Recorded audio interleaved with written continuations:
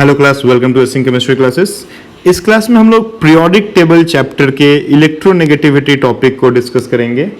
Electronegativity क्या होता है, सबसे पहले हम लोग इलेक्ट्रोनेगेटिविटी के डिफिनेशन को देखें। तो इलेक्ट्रोनेगेटिविटी के डिफिनेशन में जाने से पहले हमको जाना होगा एक कोवेलेंट बॉन्ड की तरफ।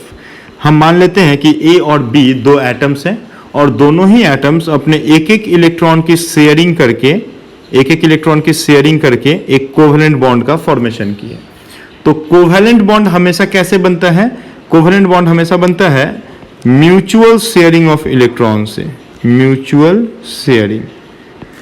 शेयरिंग ऑफ इलेक्ट्रॉन से क्या बनता है?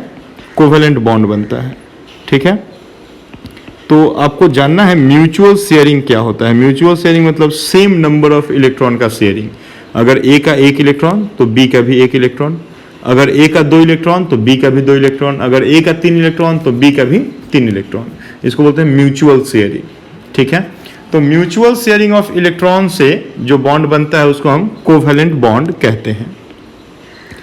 अब म्यूचुअल शेयरिंग ऑफ इलेक्ट्रॉन में दो अलग अलग टाइप के एटम्स हो गए, यहाँ पे ए हो गया और बी हो गया, और बीच में यहाँ पे देखिए इलेक्ट्रॉन का क्या हो रहा है? शेयरिंग हो रहा है। तो इलेक्ट्रॉन का जिस जगह पे शेयरिंग होता है वहां पे इलेक्ट्रॉन का जो डेंसिटी है वो क्या हो जाएगा? बढ़ जाएगा। तो इलेक्ट्रॉन की डेंसिटी यहाँ पे क्या हो गई? थोड़ी नॉर्मल से ज्यादा हो गई, क्योंकि नॉर्मल डेंसिटी में तो एक इलेक्ट्रॉन था और जहां पे शेयरिंग हुआ वहां पे क्या हो गया? दो इलेक्ट्रॉन आ गया।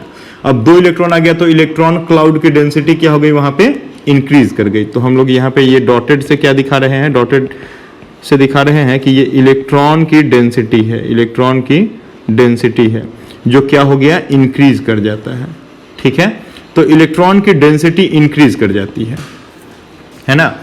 अब इस ए और बी में दोनों में से कोई एक एटम ऐसा होगा जिसका न्यूक्लियर चार्ज ज्यादा होगा, है ना। क्या होगा भाई? Nuclear charge. ये सब वर्ड्स हम लोग पहले क्लियर कर चुके हैं कि न्यूक्लियर चार्ज क्या होता है।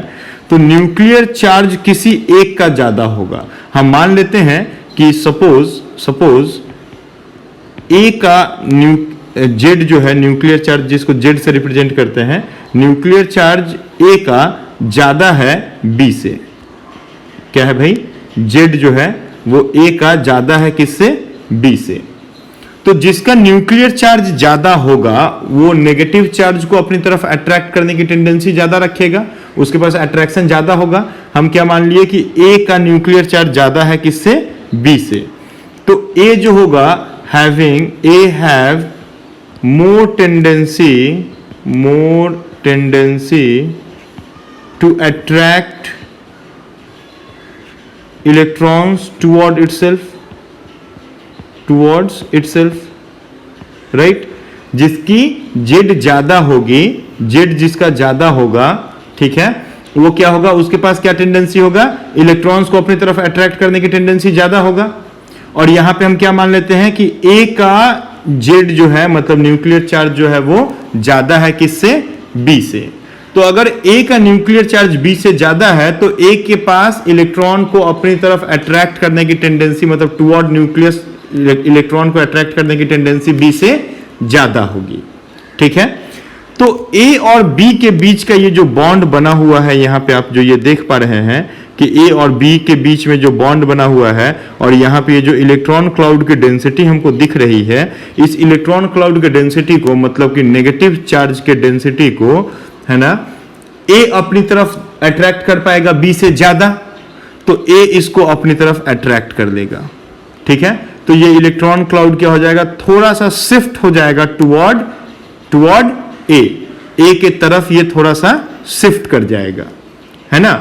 तो एक एटम की या एक एलिमेंट की वो टेंडेंसी जिससे वो किसी भी कोवेलेंट बॉन्ड में जो म्यूचुअल शेयरिंग ऑफ इलेक्ट्रॉन से इलेक्ट्रॉन क्लाउड की डेंसिटी बनी हुई है, उस इलेक्ट्रॉन क्लाउड के डेंसिटी को अपनी तरफ अट्रैक्ट कर ले, उसी को हम इलेक्ट्रोनेगेटिविटी कहते हैं। तो हम इलेक्ट्रोनेगेटिविटी को कैसे डिफाइन कर सकते हैं? बोल सकते हैं the tendency of an atom, क्या बोल दें? The tendency of an atom to attract electron cloud towards itself, the tendency of an atom to attract the electron clouds toward itself. ठीक है, एक इलेक्ट्रॉन क्लाउड को अपनी तरफ अट्रैक्ट करने की टेंडेंसी को हम लोग क्या बोल सकते हैं? हम लोग बोल सकते हैं इलेक्ट्रोनेगेटिविटी. ठीक है, कोई दिक्कत नहीं ना? इसको हम लोग देखो, इसको एक और तरीके से बोल सकते हैं. इसको हम लोग और क्या बोल सकते हैं? इसको हम लोग और बोल सकते हैं the tendency of an atom, the tendency of an atom to attract the shared pair of electrons. देखो shared pair of electron समझ में आ रहा है? ये देखो यहाँ पे शेयरिंग हो रहा है ना, म्यूचुअल शेयरिंग हो रहा है यहाँ पे. तो म्यूचुअल शेयरिंग से जो ये इलेक्ट्रॉन क्लाउड बना है ना, तो इस इलेक्ट्रॉन क्लाउड को अपनी तरफ अट्रैक्ट करने की टेंडेंसी क्या कहलाती है? इलेक्ट्रोनेगेटिविटी. तो हम क्या बोल सकते हैं? The tendency of an atom to attract the shared pair of electron towards itself is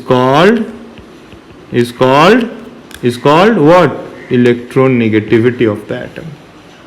ठीक है, अब देखो इलेक्ट्रॉन क्लाउड को अपनी तरफ अट्रैक्ट करना है तो उसके लिए क्या ज्यादा होना चाहिए? न्यूक्लियर चार्ज ज्यादा होना चाहिए ना. देखो यहाँ पे हमको दिख रहा है कि अगर न्यूक्लियर चार्ज ज्यादा होगा तो आप नेगेटिव चार्ज को अपनी तरफ अट्रैक्ट कर पाओगे. ये स्टेटमेंट इसी बात को क्लियर करता है. ठीक है, तो सबसे पहले हम लोग बात करते हैं कि भाई डिफिनेशन क्लियर है क्या? डिफिनेशन क्या है इलेक्ट्रोनेगेटिविटी का? इलेक्ट्रोनेगेटिविटी की डिफिनेशन होती है the tendency of an atom to attract the shared pair of electron toward itself is called electronegativity of the atom. ठीक है, अब हम बात करेंगे इलेक्ट्रोनेगेटिविटी किन फैक्टर्स पे डिपेंड करता है. ठीक है, तो हम लोग का अगला टॉपिक है factors on which electronegativity depends. ठीक है, फैक्टर अफेक्टिंग क्या होता है भाई? तो पहला होता है जेड. हम बोल सकते हैं कि इलेक्ट्रोनेगेटिविटी ज्यादा होगा जब जेड ज्यादा होगा, या आपका जेड स्टार हम बोल सकते हैं. ठीक है, तो अगर न्यूक्लियर चार्ज, जेड मतलब क्या होता है? Nuclear charge. तो अगर न्यूक्लियर चार्ज ज्यादा होगा तो इलेक्ट्रोनेगेटिविटी ज्यादा होगा. अभी अभी हम लोग इस चीज को डिस्कस किए कि भाई अगर आपके पास नेगेटिव चार्ज को अपनी तरफ अट्रैक्ट करने की टेंडेंसी ज्यादा है तो इलेक्ट्रोनेगेटिविटी आपकी ज्यादा होनी है. ठीक है, तो पहला हमको ये दिख जाता है. सेकंड क्या हम फैक्टर यहां पे बोल सकते हैं कि electronegativity inversely proportional to radius, और हम लोग क्या बोल सकते हैं? Size of atom, atomic radius या एटॉमिक साइज आप बोल सकते हो. तो दूसरी ये बात होती है कि इलेक्ट्रोनेगेटिविटी जो होती है वो inversely proportional to radius, atomic radius और एटॉमिक साइज होता है. क्यों भाई? देखो हम लोग कंटिन्यूअसली पिछले दो क्लासेस में बात किए हैं कि अगर डिस्टेंस बढ़ जाता है, अगर डिस्टेंस क्या होता है? बढ़ जाता है. जैसे मान लो कि ये न्यूक्लियस है, ये क्या है? न्यूक्लियस है. ठीक है, और यहाँ पे n इज इक्वल टू क्या है? 2, और यहाँ पे n इज इक्वल टू क्या है? 1. तो यहां से यहां तक का जो इलेक्ट्रॉन है, ये जो पहले ऑर्बिट का इलेक्ट्रॉन है, और यहाँ पे देखो जो दूसरे ऑर्बिट का इलेक्ट्रॉन है, तो ये एटम ए और एटम बी हम लोग मान लेते हैं. ठीक है, तो एटम ए में देखो तो न्यूक्लियस से इलेक्ट्रॉन कहाँ है? दूर है. तो डिस्टेंस ज्यादा हो गया, तो अट्रैक्शन क्या हो जाएगा? कम हो जाएगा. लेकिन अगर एटम बी की तरफ हम देखें तो यहाँ पे डिस्टेंस क्या है? कम है. तो डिस्टेंस कम है तो अट्रैक्शन क्या होगा? ज्यादा होगा.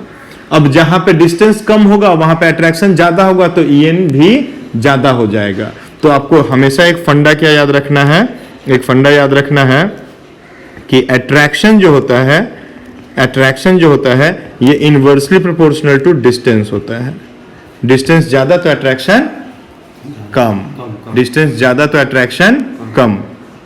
ठीक है, चलिए, तो ये तो हो गया एक आपका फैक्टर इफेक्टिंग. फिर अगर इसी फैक्टर इफेक्टिंग के बेसिस पे हम वेरिएशन की बात करें कि वेरिएशन क्या है? Variation of electronegativity in periodic table क्या होता है?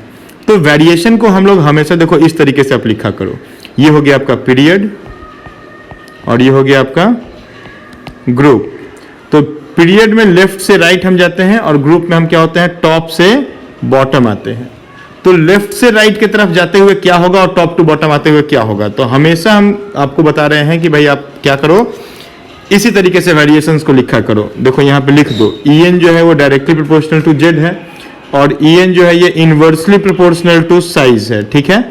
तो लेफ्ट से राइट पीरियड में जाते हुए Z क्या होता है, इंक्रीज करता है और रेडियस क्या होता है, डिक्रीज करता है। तो देखो Z अगर इंक्रीज करेगा तो En इंक्रीज कर जाएगा क्योंकि डायरेक्टली प्रोपोर्शनल है, और अगर आपका रेडियस साइज क्या हो रहा है, इंक्रीज करेगा तो En क्या हो जाएगा, डिक्रीज करेगा क्योंकि इनवर्सली प्रोपोर्शनल है। तो देखो ये इंक्रीज करेगा तो En क्या हो जाएगा, इंक्रीज कर जाएगा, और ये डिक्रीज करेगा तो भी En क्या हो जाएगा, इंक्रीज कर जाएगा। तो लेफ्ट से राइट जाते हुए En क्या हो रहा है, इंक्रीज कर रहा है।